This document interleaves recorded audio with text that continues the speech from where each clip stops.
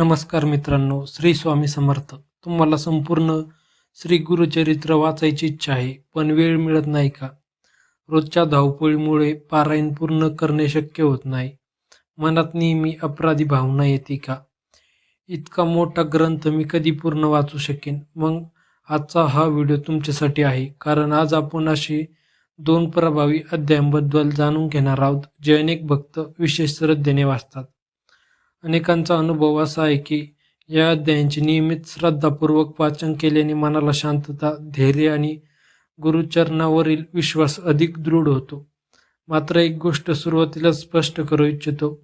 संपूर्ण श्री गुरुचरित्राचे महत्त्व सर्वोच्च आहे. 2 अध्याय वाचणे हे संपूर्ण ग्रंथाचा पर्याय नाही, परंतु ज्यांना आरोग्य, वय, कामाचा ताण किंवा वेळेच्या मर्यादेमुळे संपूर्ण पारायण शक्य होत नाही, त्यांच्यासाठी अनेक भक्त विशिष्ट अध्याय श्रद्धेने वाचण्याची परंपरा पाळतात. म्हणून हा व्हिडिओ कोणतीही अंधश्रद्धा पसरवण्यासाठी नाही, तर श्रद्धा, अभ्यास आणि भक्ती यांचा योग्य मार्ग समजावून सांगण्यासाठी आहे. मित्रांनो, श्री गुरुचरित्र हा केवळ ग्रंथ नाही, तो श्री दत्तात्रेयांच्या कृपेचा, सद्गुरूंच्या मार्गदर्शनाचा आणि भक्तीचा अमूल्य खजाना आहे. असं म्हटलं जाते की जिथे गुरुचरित्राचं वाचन होतं तिथे सकारात्मकता, श्रद्धा, सद्विचारांचा वास वाढतो. आजही हजारो भक्त दर गुरुवारी, पौर्णिमेला किंवा आपल्या सोयीनुसार गुरुचरित्रातील काही अध्यायांचे वाचन करतात, कारण त्यांना विश्वास असतो गुरुवर अखंड श्रद्धा ठेवली तर संकटावर मात करण्याची शक्ती नक्की मिळते. पण प्रश्न असा आहे, जर वेळच नसेल तर काय करायचं? रोज सकाळी ऑफिस, दिवसभर काम, संध्याकाळी कुटुंबांची जबाबदारी. अशा परिस्थितीत अनेकांना 1-2 तास बसून पारायण करणे शक्य होत नाही. म्हणूनच अनेक दत्तभक्त आपल्या गुरूंच्या स्मरणासाठी काही निवडक अध्याय रोज वाचतात. आज आपण त्यातील सर्वाधिक लोकप्रिय आणि भक्तिभावाने वाचले जाणारे 2 अध्याय जाणून घेणार आहोत. हे अध्याय कोणते आहेत? पहिला, श्री गुरुचरित्र अध्याय 14 आणि दुसरा श्री गुरुचरित्र अध्याय 18. या दोन्ही अध्यायांमध्ये गुरुकृपा, भक्ती, श्रद्धा, संकटातून मार्ग आणि सद्गुरूंच्या आश्रयाचे अत्यंत प्रेरणादायी संदेश आढळतात. म्हणूनच अनेक भक्त त्यांचे नियमित पठण करतात. परंतु लक्षात ठेवा, हे अध्याय वाचताना फक्त शब्द वाचणे पुरेसे नाही. मनात श्रद्धा, ओठांवर गुरुनाम आणि अंतकरणात नम्रता ही 3 गोष्टी महत्त्वाच्या आहेत. काही जण विचारतात, हे 2 अध्याय वाचले की लगेच चमत्कार होतो का? याचे उत्तर आहे, गुरुकृपा ही व्यवहाराची देवाणघेवाण नसते. ती श्रद्धा, संयम आणि सत्कर्म यांच्यासोबत अनुभवायला मिळणारी आध्यात्मिक शक्ती आहे. त्यामुळे कोणत्याही प्रकारच्या तात्काळ चमत्काराची अपेक्षा न ठेवता भक्तिभावाने वाचन करणे हेच योग्य आहे. आजच्या व्हिडिओमध्ये आपण या दोन्ही अध्यायांची कथा, त्यातील गूढ अर्थ, वाचनाची पद्धत आणि भक्तांना मिळणारी आध्यात्मिक प्रेरणा याविषयी सविस्तर जाणून घेणार आहोत. म्हणून हा व्हिडिओ शेवटपर्यंत नक्की पहा. मित्रांनो, आपण आता त्या अध्यायाकडे वळणार आहोत ज्याचे अनेक दत्तभक्त अत्यंत श्रद्धेने नियमित वाचन करतात. अनेकांना प्रश्न पडतो, अध्याय 14 इतका विशेष का मानला जातो? याचे उत्तर या अध्यायातील संदेशात दडलेले आहे. हा अध्याय आपल्याला शिकवतो की सद्गुरूंची कृपा मिळवण्यासाठी मोठे धन, विद्वत्ता किंवा सामर्थ्य लागत नाही. लागते ते केवळ निस्मिष श्रद्धा, नम्रता आणि अखंड विश्वास. आजच्या काळात प्रत्येक माणूस कोणत्या ना कोणत्या संकटातून जातो. कोणाला आर्थिक अडचणी, कोणाला नोकरीची चिंता, कोणाला वैवाहिक जीवनात तणाव, कोणाला मुलांच्या भविष्याची काळजी, तर कोणाला मानसिक अस्वस्थता. अशा वेळी मन अनेकदा खचते. पण गुरुचरित्रातील हा अध्याय सांगतो, जेव्हा सर्व मार्ग बंद होतात तेव्हा सद्गुरूंचा मार्ग उघडतो. सद्गुरू भक्ताला कधीच सोडत नाहीत. कधी परीक्षा घेतात, कधी संयम शिकवतात, तर कधी योग्य वेळेतच आपल्या कृपेचा वर्षाव करतात. मित्रांनो, या अध्यायातील सर्वात मोठा संदेश असा आहे की श्रद्धा कधीच वाया जात नाही. आज नाही, उद्या नाही, पण योग्य वेळी तिचे फळ नक्की मिळते. अनेक भक्त सांगतात की त्यांनी दर गुरुवारी हा अध्याय भक्तिभावाने वाचण्यास सुरुवात केली आणि त्यानंतर त्यांच्या मनातील भीती कमी झाली, निर्णय क्षमता वाढली आणि संकटांना सामोरे जाण्याचे धैर्य मिळाले. याचा अर्थ असा नाही की फक्त अध्याय वाचल्याने सर्व समस्या जादूने संपतात, परंतु गुरूंचे स्मरण मनाला धैर्य देते आणि योग्य कृती करण्याची प्रेरणा देते. आणि अनेकदा हेच आपल्या जीवनातील सर्वात मोठे परिवर्तन ठरते. या अध्यायातून मिळणारा प्रमुख संदेश: संकट आले तरी श्रद्धा सोडू नका. गुरुवारी विश्वास ठेवून सत्कर्म करत राहा. अहंकारापासून दूर राहा. संयम हेच यशाचे रहस्य आहे. गुरुकृपा योग्य वेळीच प्रकट होते. मित्रांनो, आजकाल लोकांना सर्व काही लगेच हवे असते. आज जप केला, उद्या परिणाम हवा. आज पारायण केले, उद्या चमत्कार हवा. पण गुरुचरित्र संयम शिकवते. गुरुकृपा म्हणजे फक्त इच्छा पूर्ण होणे नव्हे, तर मनातील भीती नष्ट होणे, योग्य मार्ग मिळणे, चुकीचे निर्णय टाळणे आणि संकटांमध्येही धैर्याने उभे राहणे.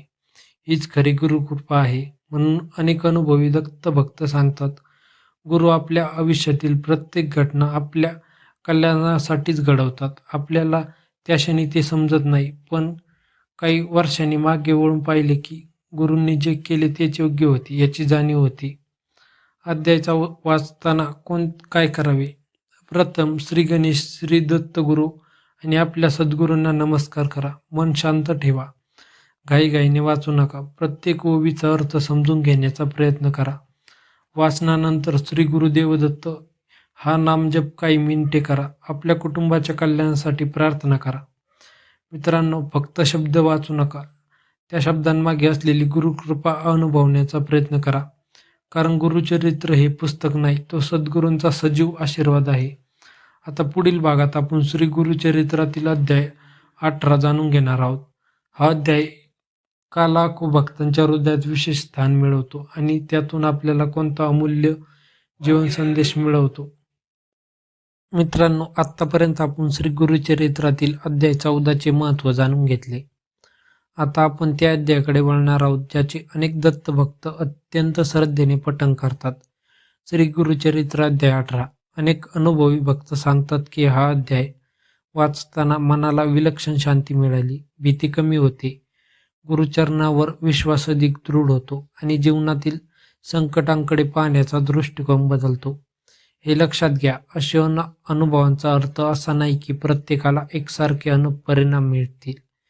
प्रत्येकाचा आध्यात्मिक अनुभव वेगळा असतो. गुरूंच्या कृपेची खरी ओळख: आपण अनेकदा देवाकडे आणि गुरुकडे मागतो, माझे संकट दूर करा, माझी अडचण संपवा, मला पैसे द्या, मला यश द्या. परंतु सद्गुरू सर्वप्रथम आपल्या संकटांना सामोरे जाण्याची शक्ती देतात. हीच अध्याय 18ची मुख्य शिकवण आहे. सद्गुरू भक्ताला कधीच एकटे सोडत नाही. कधी ते परीक्षा घेतात, कधी योग्य वेळ येईपर्यंत थांबायला शिकवतात आणि योग्य क्षणी कृपेचा अनुभव देतात. आजच्या जीवनाशी या अध्यायाचा संबंध: आज प्रत्येक घरात काही ना काही समस्या आहे. घरात सतत वाद होतात, व्यवसायात नुकसान होते, नोकरीत अस्थिरता आहे, मुलांच्या शिक्षणाची चिंता, आरोग्याच्या समस्या, मनात सतत भीती. अशा वेळी अनेक लोक निराश होतात. परंतु गुरुचरित्र सांगते, निराश होऊ नका. गुरुवर श्रद्धा ठेवा आणि आपले कर्तव्य प्रामाणिकपणे करत राहा. कारण गुरुकृपा म्हणजे फक्त इच्छा पूर्ण होणे नाही, तर योग्य मार्ग दाखवणे आहे. अध्याय 18 आपल्याला शिकवतो. हा अध्याय आपल्याला 5 मूल्य गोष्टी शिकवतो. 1. श्रद्धा सोडू नका. परिस्थिती कितीही कठीण असली तरी गुरुवरचा विश्वास ढळू देऊ नका. 2. संयम ठेवा. गुरुची कृपा योग्य वेळीच प्रकट होते. 3. अहंकार टाळा. जिथे नम्रता असते तिथे गुरुकृपा सहज उतरते. 4. सत्कर्म करत राहा. फक्त प्रार्थना करून थांबू नका, योग्य कृतीही करा. 5. नामस्मरणाची सवय लावा. श्री गुरुदेव दत्त या नामाचा जप मनाला धैर्य देतो. अध्याय 18 वाचण्याची सोपी पद्धत: जर तुम्ही हा अध्याय रोज वाचू शकत नसाल तर आठवड्यातून एकदा, विशेषतः गुरुवारी श्रद्धेने वाचा. वाचनापूर्वी स्वच्छ स्नान करा. देवासमोर तुपाचा किंवा तेलाचा दिवा लावा. श्री दत्तगुरूंचे स्मरण करा. मन शांत करून वाचन सुरू करा. वाचनानंतर कुटुंबाच्या मंगलासाठी प्रार्थना करा. शक्य असल्यास काही मिनिटे श्री गुरुदेव दत्त या मंत्राचा जप करा. दिवसात एखादे सत्कर्म करण्याचा संकल्प करा. एक महत्त्वाची गोष्ट: अनेक जण विचारतात, हा अध्याय किती दिवस वाचावा? यासाठी कोणताही एकच नियम नाही. श्रद्धेनुसार, वेळेनुसार आणि आपल्या क्षमतेनुसार नियमित वाचन करणे अधिक महत्त्वाचे आहे. नियमापेक्षा सातत्य श्रेष्ठ आहे. खरा चमत्कार कोणता? लोकांना बाह्य चमत्कार पाहायचे असतात, पण गुरुचरित्र सांगते सर्वात मोठा चमत्कार म्हणजे मनातील भीती निघून जाणे, राग कमी होणे, चुकीच्या सवयी सोडण्याचा ताकद मिळणे, संकटातही धैर्य टिकून राहणे, गुरूंवरील विश्वास अधिक दृढ होणे यापेक्षा मोठा चमत्कार दुसरा कोणताही नाही. मित्रांनो, जर तुम्ही आत्तापर्यंत हा व्हिडिओ पाहत आला असाल तर कमेंटमध्ये भक्तिभावाने एकदा नक्की लिहा, श्री गुरुदेव दत्त. आणि पुढील आपण भागात जाणून घेणार आहोत हे 2 अध्याय कोणत्या दिवशी, कोणत्या वेळी, किती दिवस आणि कोणत्या नियमांनी वाचावेत. तसेच संपूर्ण गुरुचरित्र वाचता न आल्यास भक्तांनी कोणती साधना करावी याविषयी सविस्तर माहिती पाहू. मित्रांनो, आत्तापर्यंत आपण श्री गुरुचरित्रातील अध्याय 14 आणि अध्याय 18 यांचे महत्त्व समजून घेतले. आता सर्वात महत्त्वाचा प्रश्न, हे अध्याय कसे वाचावेत? अनेक जण विचारतात, मी नोकरी करतो, माझ्याकडे वेळ खूप कमी असतो, मी रोज संपूर्ण पारायण करू शकत नाही, अशा वेळी काय करायचे? चला याचे उत्तर जाणून घेऊ. वाचनापूर्वी काय करावे? सकाळी वेळ शक्य असल्यास उत्तम, परंतु सकाळ शक्य नसेल तर संध्याकाळीही श्रद्धेने वाचू शकता.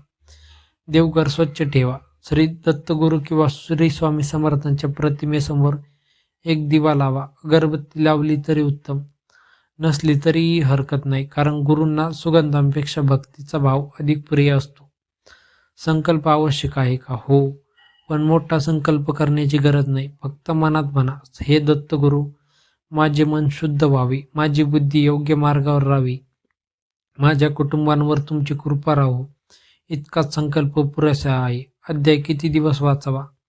याला कोणताही कठोर नियम नाही. अनेक भक्त दर गुरुवारी वाचतात, काही जण दररोज वाचतात, काही जण 11 दिवस, काही जण 21 दिवस, तर काही 40 दिवस सातत्य ठेवतात. महत्त्वाचे म्हणजे श्रद्धा आणि सातत्य. वाचन करताना कोणत्या चुका टाळाव्यात? घाईघाईने वाचू नका, मोबाईलमध्ये वारंवार लक्ष देऊ नका, फक्त इच्छा पूर्ण व्हावी म्हणून वाचू नका, दुसऱ्याला हरवण्यासाठी किंवा कोणाचे वाईट व्हावे म्हणून कुणीही कधीही प्रार्थना करू नका. गुरुकृपा नेहमी कल्याणासाठी असते. संपूर्ण गुरुचरित्र वाचता येत नसेल तर याच प्रश्नासाठी आजचा हा व्हिडिओ आहे. जर तुम्हाला संपूर्ण पारायण करणे शक्य नसेल तर अपराधी वाटून देऊ नका. तुम्ही अध्याय 14, अध्याय 18, दत्त नाम जप, श्री दत्त गुरुदेव दत्त मंत्र, गुरुवारी साधी सेवा यातूनही गुरुस्मरण जिवंत ठेवू शकता. मात्र जेव्हा वेळ मिळेल तेव्हा संपूर्ण गुरुचरित्राचे वाचन करण्याचा प्रयत्न नक्की करा, कारण संपूर्ण ग्रंथाचे महत्त्व सर्वोच्च आहे. गुरुकृपा कधी मिळते हा प्रश्न अनेक भक्तांच्या मनात असतो. उत्तर अत्यंत सुंदर आहे. गुरुकृपा आपल्याला वाटते त्या दिवशी मिळत नाही, तर त्या दिवशी आपण तिच्यासाठी पात्र होतो त्या दिवशी मिळते. म्हणून सेवा करत राहा, नाम घेत राहा, सत्कर्म करत राहा. गुरु भक्ताची परीक्षा का घेतात? कारण परीक्षेशिवाय विश्वास मजबूत होत नाही. सोन्याला जसा अग्नी लागतो तसाच भक्ताला संकटाचा सामना करावा लागतो. संकट म्हणजे गुरूंनी सोडले असा अर्थ कधीही होत नाही. अनेकदा संकटाच्या काळातच गुरु आपल्याला सर्वात जवळ असतात. जीवन बदलणारा संदेश. जर आज या व्हिडिओतून तुम्ही एकच गोष्ट लक्षात ठेवला असाल तर ती ही, गुरूंकडे चमत्कार मागू नका, गुरूंकडे योग्य मार्ग मागा. कारण योग्य मार्ग मिळाला की यश, आनंद, समाधान आणि अंतःकरणातील शांतता सर्व काही आपोआप मिळते. मित्रांनो, आज आपण अत्यंत महत्त्वाच्या विषयावर चर्चा केली. संपूर्ण श्री गुरुचरित्र वाचायला वेळ नसेल तर श्रद्धेने कोणते अध्याय वाचावेत या व्हिडिओमध्ये आपण अध्याय 14 आणि अध्याय 18चे महत्त्व, त्यातील आध्यात्मिक संदेश, वाचनाची पद्धत आणि गुरुभक्तीचे खरे स्वरूप समजून घेतले. पण शेवटी मी तुम्हाला एक गोष्ट मनापासून सांगू इच्छितो, गुरुचरित्र हे फक्त पुस्तक नाही, ते आपल्याला जीवनाला दिशा देणारे ज्ञान आहे. ते आपल्याला शिकवते दुःखात धैर्य कसे ठेवायचे, सुखात अहंकार कसा टाळायचा, संकटात श्रद्धा कशी ठेवायची आणि गुरूंच्या कृपेवर विश्वास कसा ठेवायचा. मित्रांनो, आपण अनेकदा देवाला विचारतो, हे माझ्याच बाबतीत का घडतं? पण गुरुचरित्र आपल्याला शिकवते, एक दिवस अशी वेळ येते जेव्हा आपण मागे वळून पाहतो आणि म्हणतो, गुरूंनी जे घडू दिलं ते माझ्या हितासाठीच होतं. या व्हिडिओतून लक्षात ठेवण्यासारख्या 7 गोष्टी. संपूर्ण श्री गुरुचरित्राचे महत्त्व सर्वश्रेष्ठ आहे. वेळ कमी असल्यास श्रद्धेने निवडक अध्यायांचे वाचन करता येते. अध्याय 14 आणि अध्याय 18 फक्त भक्तिभावाने वाचावे. वाचनापेक्षा श्रद्धा आणि अधिक महत्त्वाचे आहे. नामस्मरण मनाला धैर्य देते. गुरुकृपा, संयम, सत्कर्म आणि भक्ती यांच्यासोबत अनुभवायला मिळते. चमत्कारापेक्षा मनातील परिवर्तन हेच सर्वात मोठे वरदान आहे. प्रत्येक दत्तभक्तासाठी एक छोटी साधना. दररोज फक्त 5 मिनिट काढा, डोळे मिटा, शांत बसा आणि 108 वेळा मनापासून म्हणा, हे गुरुदेव दत्त. काही मागू नका, फक्त एवढेच म्हणा, हे गुरुदेव मला योग्य मार्ग दाखवा, मला विचार द्या, मला योग्य कर्म करण्याची बुद्धी द्या, माझ्या कुटुंबांवर तुमची कृपा राहू सदैव राहून द्या. अशी प्रार्थना मनाला धैर्य, सकारात्मकता देऊ शकते. चला सर्वजण मनभावे प्रार्थना करू. हे श्री गुरुदेव दत्त, हे दयामूर्ती श्री दत्तगुरु, आमच्या मनातील अज्ञान दूर करा, मला सज्ञानाचा मार्ग दाखवा, आमच्या कुटुंबावर तुमची कृपा दृष्टी सदैव राहून द्या, आमच्या जीवनातील संकटांना धैर्यांना सामोरे जाण्याची शक्ती द्या. अहंकार, मत्सर आणि लोभ यांपासून आमचे रक्षण करा. सद्बुद्धी, सद्विचार आणि सत्कर्म करण्याची प्रेरणा द्या. आमच्या घरात प्रेम, समाधान, आरोग्य आणि सौख्य नांदो. तुमच्या चरणी अखंड श्रद्धा आणि भक्ती राहून दे. श्री गुरुदेव दत्त. मित्रांनो, जर हा व्हिडिओ तुम्हाला आवडला असेल आणि यामधून तुम्हाला आध्यात्मिक प्रेरणा मिळाली असेल तर व्हिडिओला लाईक करा, आपल्या मित्रपरिवारासोबत शेअर करा आणि आपल्या स्वामी भक्त सागर या चॅनलला सबस्क्राईब करा. कमेंटमध्ये भक्तिभावाने एकदा नक्की लिहा, श्री गुरुदेव दत्त. तुमची श्रद्धा, तुमचा विश्वास आणि तुमची भक्तीच तुम्हाला गुरुकृपेच्या अधिक जवळ घेऊन जाईल. पुन्हा भेटू अशाच एका नवीन आध्यात्मिक आणि प्रेरणादायी विषयासह. तोपर्यंत श्री गुरुदेव दत्त. श्री स्वामी समर्थ. जय जय रघुवीर समर्थ.